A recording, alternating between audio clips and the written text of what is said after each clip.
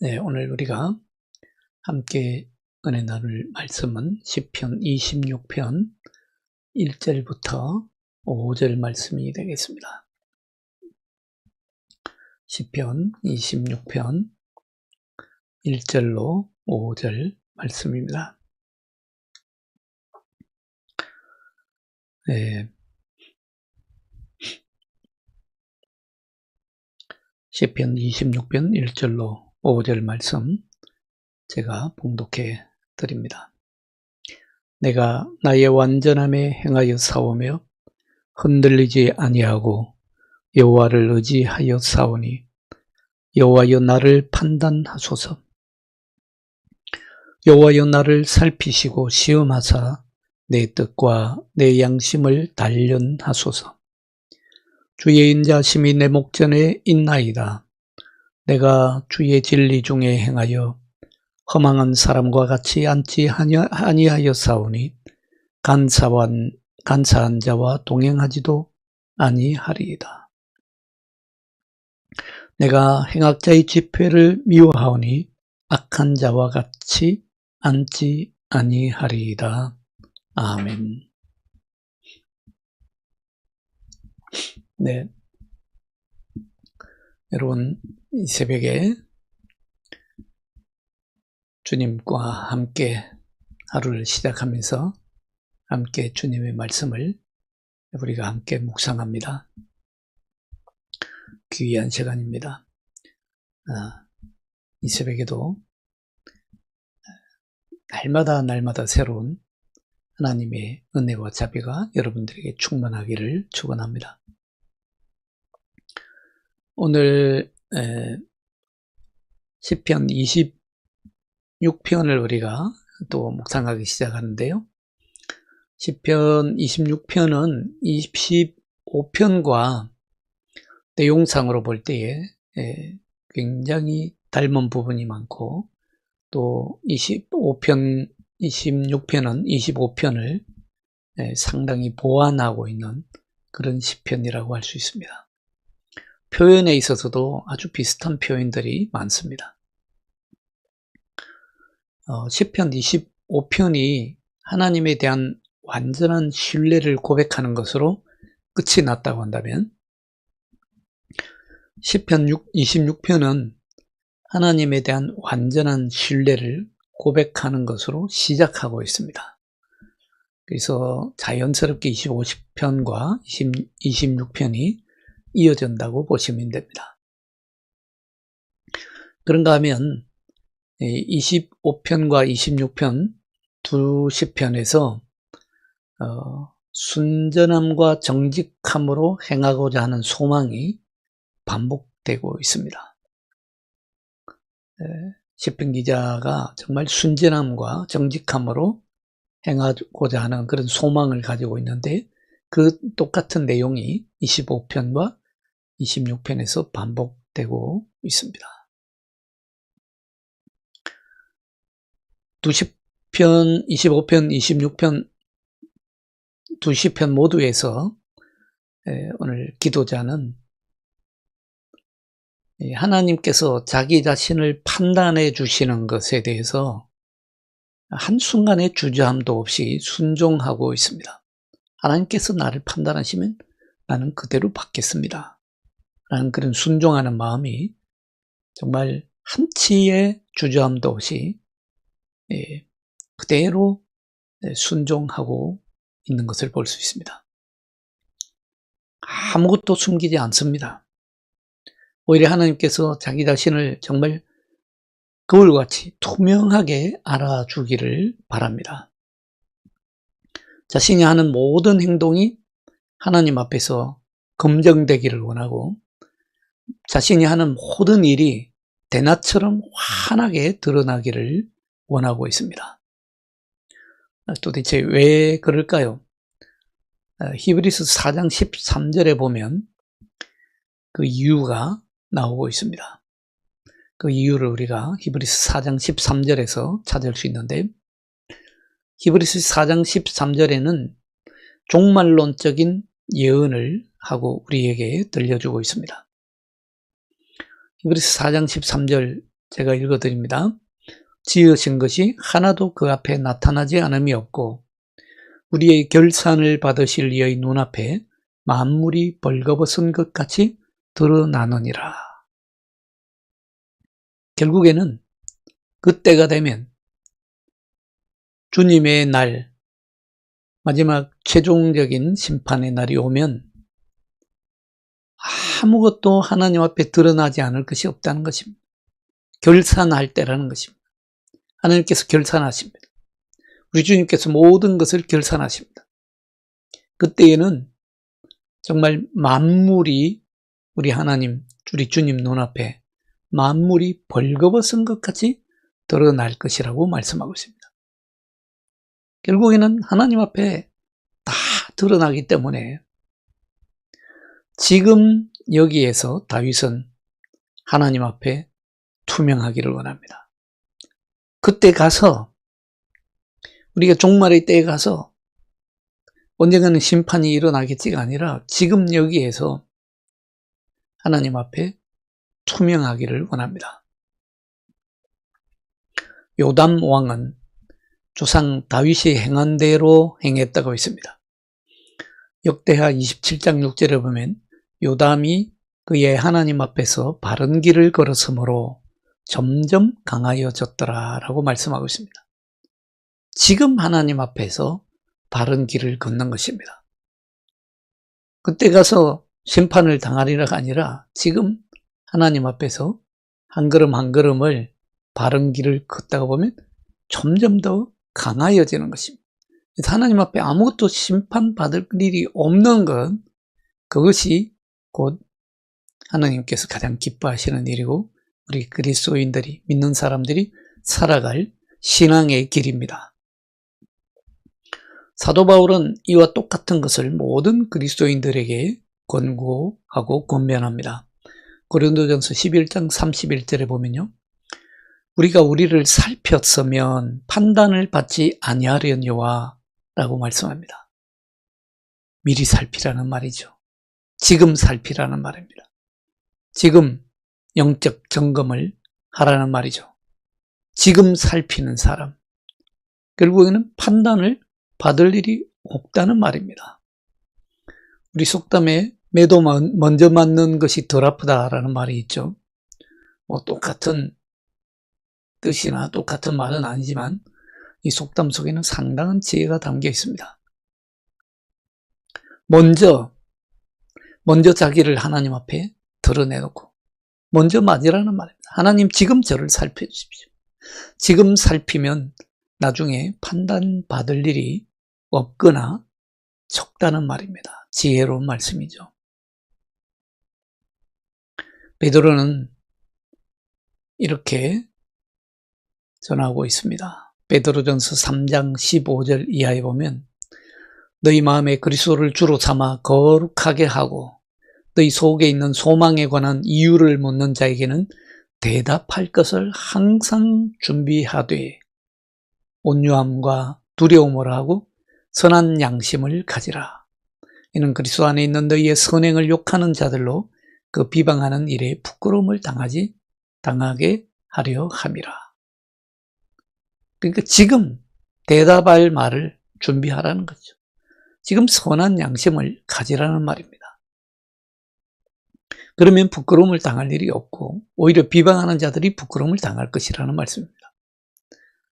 사랑하는 여러분, 우리 하나님 믿는 사람들은요, 그리스도인들은 가능하면 하나님 앞에 숨길 것이 없어야 합니다. 숨길 것이 없어야 합니다.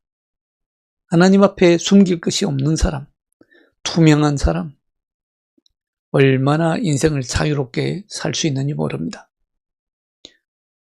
인생을 자유롭게 살 수 있을 뿐만 아니라 자신 있게 살고 평안하게 살고 복받 축복 가운데 살 수 있는 비결입니다. 숨길 것이 없는 사람, 그 사람이 가장 행복한 사람입니다. 우리가 누구와 교제하고 있는지, 지금 누구를 만나고 있는지, 무엇을 보고 있는지, 참 이 본다는 것 중요하지요. 사람이 무엇을 보고 사느냐에 따라서 그 사람의 인생이 결정되지요. 그렇지 않습니까? 요즘 특히 우리 다음 세대들, 청소년들, 청년들 뭘 보고 삽니까? 세상에 보는 것이 무엇입니까? 뱀으로 나타난 사탄이 아담과 하와를 유혹할 때에 선악과를 따먹으라고 유혹할 때에 하와가 선악과를 보니까 어떻다고 했습니까? 보암직도 하고 그랬죠. 보암직도 하고. 눈으로 보는 것이 무엇이냐? 참으로 중요하죠. 내가 보고 있는 것, 그것이 하나님 앞에 투명하다면요, 죄가 틈탈 기회가 없습니다. 내가 뭘 보고 있는지, 무엇을 읽고 있는지, 오늘 본문의 시편 기자처럼 하나님 앞과 사람 앞에 투명하게 밝히고 점검할 수 있어야 됩니다. 우리가 여러분 성경적으로 살면, 우리가 성경대로 살면요, 야고보서 11장 27절에 보면 정결하고 더러움이 없는 일꾼이 될 것이라고 했습니다. 하나님이 우리에게 맡기신 일에 대해서 하나님 앞에서 정결하고 더러움이 없는 일꾼이 될 것이다. 시편 7편 9절에서처럼 오늘 본문 1절과 2절에서 다윗은 주님께서 자신을 판단해 달라고, 주님께서 저를 시험해 달라고 간구하고 있습니다. 오늘 1절, 2절 우리가 한 목소리로 같이 읽을까요? 내가 나의 완전함에 행하여 싸우며 흔들리지 아니하고 여호와를 의지하여 싸우니 여호와여 나를 판단하소서. 여호와여 나를 살피시고 시험하사 내 뜻과 내 양심을 단련하소서. 여러분, 하나님 나를 판단해 주십시오. 하나님 나를 살피시고 나를 시험해 주십시오. 내가 완전하게 행하고 흔들리지 아니했습니다. 여호와를 의지했습니다. 어떻게 이렇게 당당할 수 있는 겁니까? 어떻게 이렇게 자신감에 넘칠 수 있는 것입니까? 어찌 이렇게 떳떳할 수 있습니까? 오늘 시편 기자가 1절, 2절에서 이렇게 당당하게 하나님 앞에 자기를 판단해 달라고 말하는 것 이유는요, 자기 자랑이나 자기 교만이 결코 아닙니다. 자랑하기 위해서도 아니고 교만해서도 아닙니다.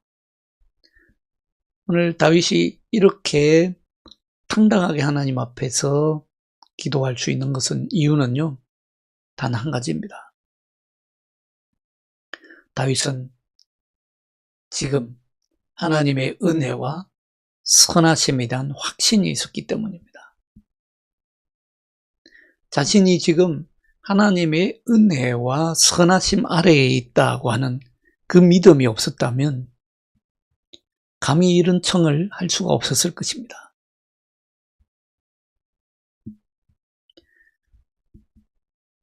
하나님은 다윗의 속사람을 아셨죠.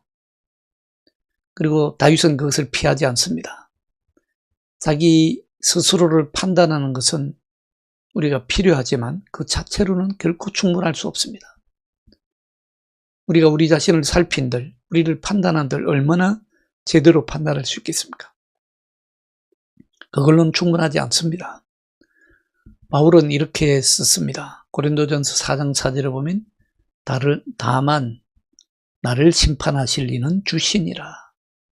그렇습니다. 다른 사람도 나를 심판할 수 없을 뿐만 아니라 나 자신도 나를 판단하거나 심판할 수 없습니다. 나 자신이 나를 판단하고 심판할 수 있다고 하는 것이 곧 가장 심각한 교만입니다. 자기를 바로 세우는 일이 아니라 망치는 일입니다. 다윗은 자신이 거룩하신 하나님과 동행하고 있다는 사실을 사도 바울처럼 잘 알고 있었습니다. 다윗은 원수를 포함한 모든 사람 앞에서 의인으로서 자기 길을 걷기를 원합니다. 그런 다음에는 더 이상 흔들리지 않습니다. 내가 나의 완전함에 행하여 싸우며 흔들리지 아니하고 여호와를 의지하여 싸우니 여호와여 나를 판단하소서. 말하자면 내가 완전했던 것은 흔들리지 않고 여호와를 의지했던 것 그것밖에 없습니다. 내 스스로 완전한 것은 아무것도 없습니다. 나는 완벽하지 못합니다.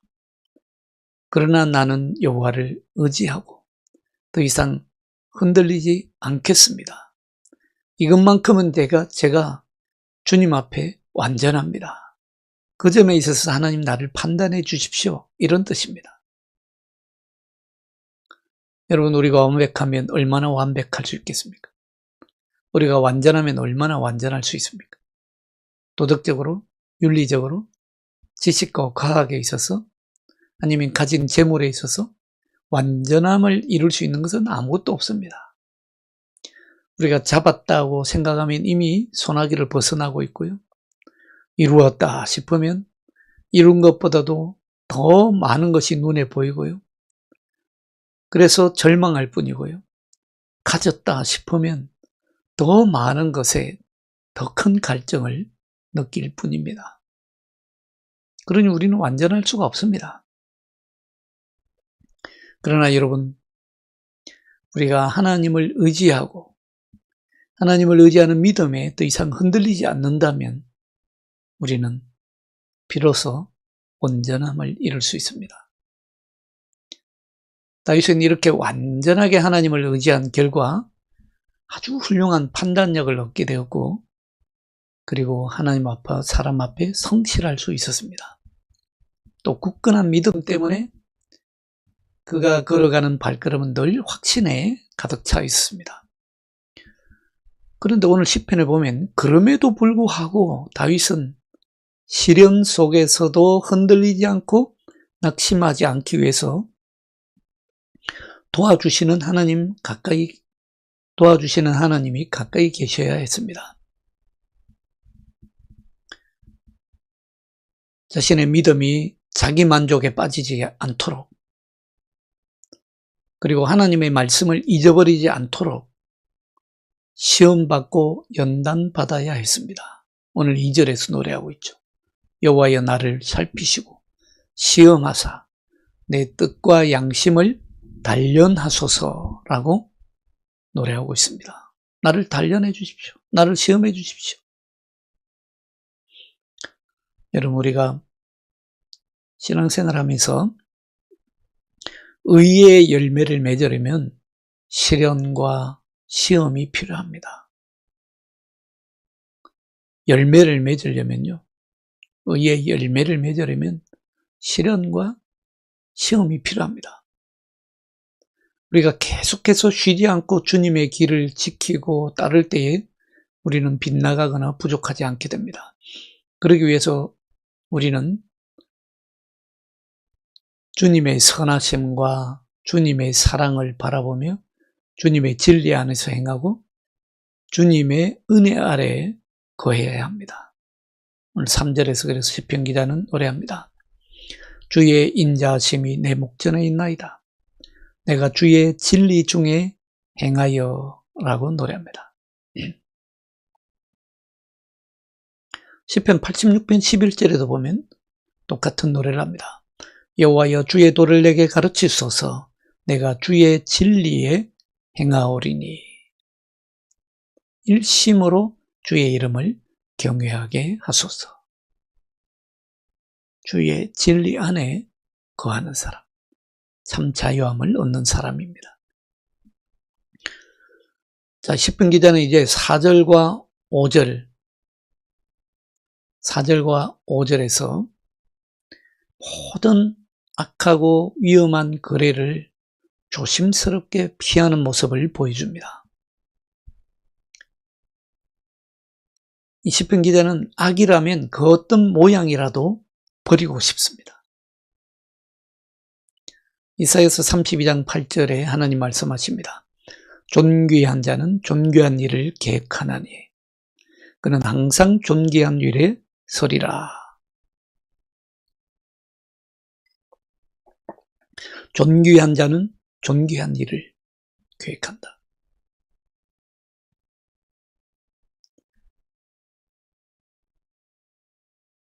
신약 성경적으로 말하자면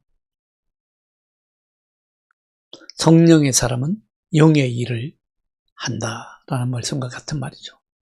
존귀한 자는 존귀한 일을 계획하나니 그는 항상 존귀한 일에 서리라.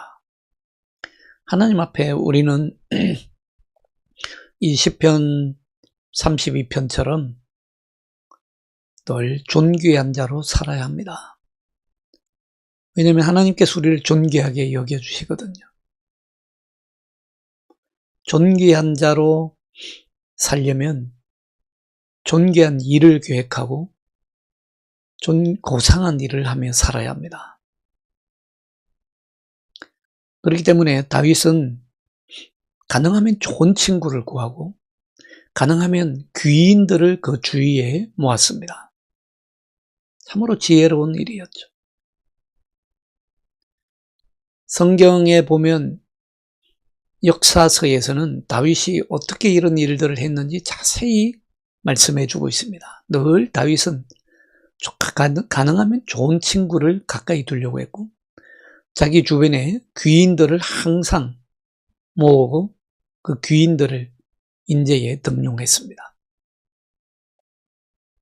전도서에서도 말씀합니다. 전도서 10장 17절 말씀입니다. 왕은 귀족들의 아들이요 대신들은 취하지 아니하고 기력을 보하려고 정한 때에 먹는 나라여 내게 복이 있도다. 한마디로 존귀함을 아는 나라지요. 왕은 귀족들의 아들이요 대신들은 취하지 아니하고 귀족들의 아들이 아니라 깡패나 패거리 두목이 왕이 된다면 그 나라가 어떻게 되겠습니까? 대신들은 취하지 않는다 했는데 대신들이 맨날 술에 취해 있다면 그 나라는 어떻게 되겠습니까? 기력을 보하려고 정한 때에 먹는 나라라고 했는데 그렇지 않고 국력을 평소에 질서 있게 보강하지 않는 나라라면 그 결국이 어떻게 되겠습니까? 우리가 개인이든 가정이든 기업이든 국가든 간에 여러분 존귀함을 알아야 합니다. 하나님께서 뭘 존귀하게 여기시는지 이걸 알아야 됩니다. 그래야 영적으로도 부흥이 일어나고 가정도 부흥이 일어나고 기업도 부흥이 일어나고 국가도 부흥이 일어나는 것입니다. 하나님이 진리를 알고 진리 안에 거할 줄 알아야 합니다. 주님의 의를 귀하게 여길 줄 알아야 됩니다. 하나님의 거룩과 하나님의 질서를 존중할 줄 알아야 합니다. 그런 개인과 그런 가정과 그런 기업과 그런 나라가 복을 받는 것이죠. 복이 있도다라고 말씀하고 있습니다. 시편 101편은 다윗의 통치의 원칙을 보여줍니다. 무엇보다 그는 거기에서 이렇게 고백합니다. 시편 101편 4절로 6절에 보면 이렇게 노래합니다. 나는 비천한 것을 내 눈앞에 두지 아니할 것이요 배교자들의 행위를 내가 미워하오리니 나는 그 어느 것도 붙들지 아니하리이다.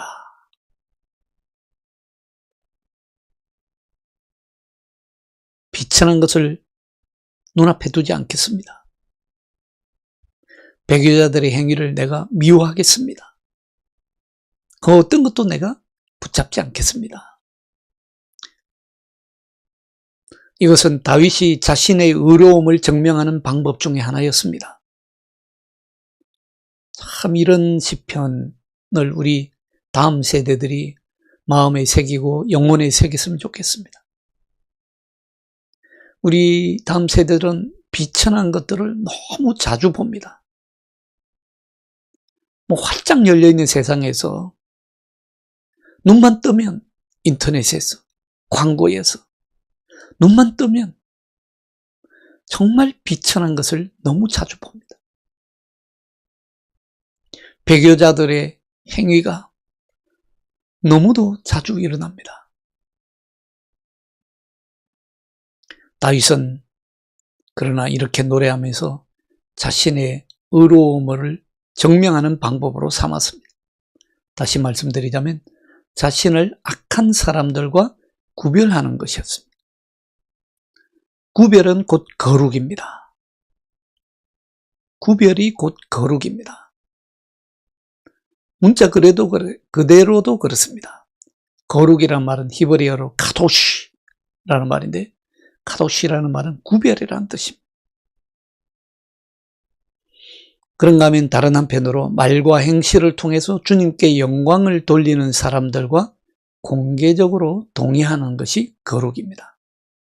그래서 거룩은 한편으로는 단절이요, 다른 한편으로는 연합이라는 두 가지 측면을 동시에 갖습니다. 단절은 거룩의 부정적인 측면입니다. 다윗이 하는 것처럼 악한 자들의 행위를 미워하는 것입니다. 미워함으로써 철저히 자기를 구별하는 것입니다. 그러나 그것은 거룩의 한 측면일 뿐입니다. 소극적인 측면일 뿐입니다. 거룩의 적극적인 측면까지 나아가야 합니다. 즉 경건한 자들과 하나님을 경외하는 자들을 공개적으로 인정하고 그들과 공개적으로 연합하는 것입니다. 그것이 교회입니다. 교회는요, 성도들의 공동체라고 했습니다. 내가 공개적으로 만천하 앞에서 나는 하나님의 사람들과 함께 하겠습니다. 경건한 자들과 함께 하겠습니다. 뜻을 같이 합니다. 하나님을 경외하는 자들과 내가 뜻을 같이 합니다. 공개적으로 선언하는 것입니다. 그것이 교회입니다.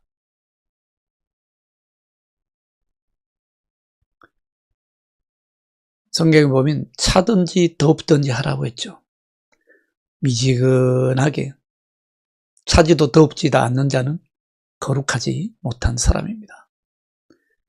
분명히 다윗은 주변 사람들을 선택할 때 아주 엄격한 기준을 적용했고, 그렇기 때문에 자신에게 요구한 것을 다른 사람들에게서도 기대할 수 있었습니다. 다윗은 자신의 의도를 숨기기 위해서 위장하는 그런 교활한 자들을 단순히 피하게만 했던 것은 아닙니다. 행악자들과 함께 식사 자리를 거부하는 그런 것만 했던 것이 아닙니다. 다윗은요, 그런 자들의 행위를 적극적으로 미워했습니다. 내가 미워하노라. 그 죄인들을 미워하는 것이 아니라 죄인들의 행위를 미워했다고 했습니다. 시편 139편 19절로 22절에 보면 이를 확정해 주고 있습니다. 하나님이여, 주께서 반드시 악인을 죽이시리이다. 피 흘리기를 즐기는 자들아, 나를 떠날지어다. 그들이 주를 대하여 악하게 말하며 주의 원수들이 주의 이름으로 헛되이 맹세하나이다. 여호와여, 내가 주를 미워하는 자들을 미워하지 아니하오며 주를 치러 일어나는 자들을 미워하지 아니하나이까. 내가 그들을 심히 미워하니 그들은 나의 원수들이니이다. 미워하고 원수 삼습니다. 하나님의 원수를 곧 자신의 원수로 삼습니다. 우리는 보통 기도할 때 내 원수를 하나님의 원수로 삼아달라고 기도 많이 합니다만은, 그런 모습과는 순서가 거꾸로 돼 있죠. 먼저 하나님의 원수를 내 원수로 삼습니다. 다윗은 왜 이렇게 행악자들의 모임을 노골적으로 미워합니까? 오늘 26편 4절에 보면 허망한 사람과 같이 앉지 아니하였사오니 간사한 자와 동행하지도 아니하리이다. 내가 행악자의 집회를 미워하오니 악한 자와 같이 앉지 아니하리이다. 왜 이토록 철저히 미워합니까? 아주 중요한 이유가 있습니다. 그런 자들의 모임 속에는 그런 자들과 함께 하는 순간 주님의 임재를 더 이상 느낄 수 없기 때문입니다. 그런 자들의 모임에 함께 앉아 있는 한 하나님의 임재를 느낄 수 없을 뿐만 아니라 하나님의 음성도 들을 수 없기 때문입니다. 하나님과 연합할 수 없는 것은 두말할 것도 없습니다. 이웃을 비방하고 모함하고 험담하고 심지어 형제 자매를 향해서 뒤에서 비난하고 욕하고 형제 자매를 허무는 일에 열심이고 뇌물을 받고 불의를 행하고 약한 자들을 압제하는 그런 무리들 가운데서 오만과 편견에 사로잡혀서 영적 태만과 기만을 일삼는 그런 무리들 가운데서 어떻게 하나님의 임재를 느낄 수 있습니까? 그런 모임이라면, 그런 사람이라면 끊어버려야 합니다. 구별해야 됩니다. 그런 사람이라면 멀리해야 됩니다. 아니, 다윗처럼 미워해야 합니다. 성경은 미워하지 말고 사랑하라고 가르치지만 오늘 말씀에서는 그런 자들을 미워하라 말씀합니다. 그렇다고 뭐 다윗 자신이 내가 대범하니까, 내가 참을성이 많으니까 이런 것은 전혀 고려의 대상이 되지 않습니다. 하나님 앞에 유효한 의의나 판단은요, 결국 하나님의 감독을 받고 있다고 다윗은 확신하고 있습니다. 시편 58편 12절에서 이를 확정합니다. 그때에 사람의 말이 진실로 의인에게 갚음이 있고 진실로 땅에서 심판하시는 하나님이 계시다 하리로다. 진실로 땅에 심판하시는 하나님이 계시다.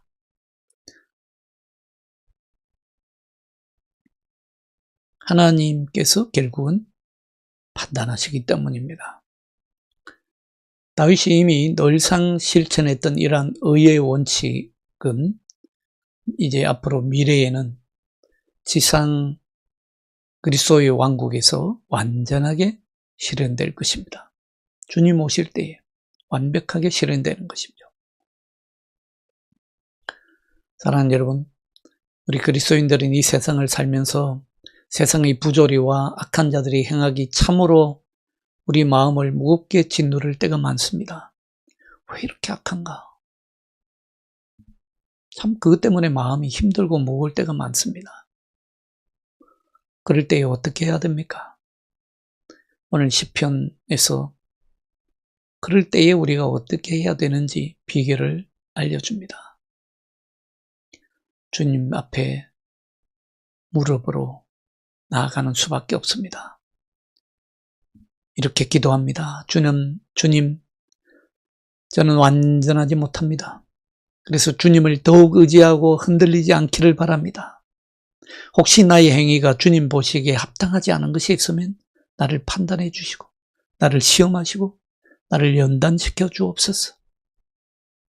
주님, 행악자들의 행악을 미워합니다. 그러나 행여나 내게도 그와 똑같은 행악이 없는지 나를 살펴주옵소서. 주님 존전에 엎드려 이렇게 기도해야 됩니다.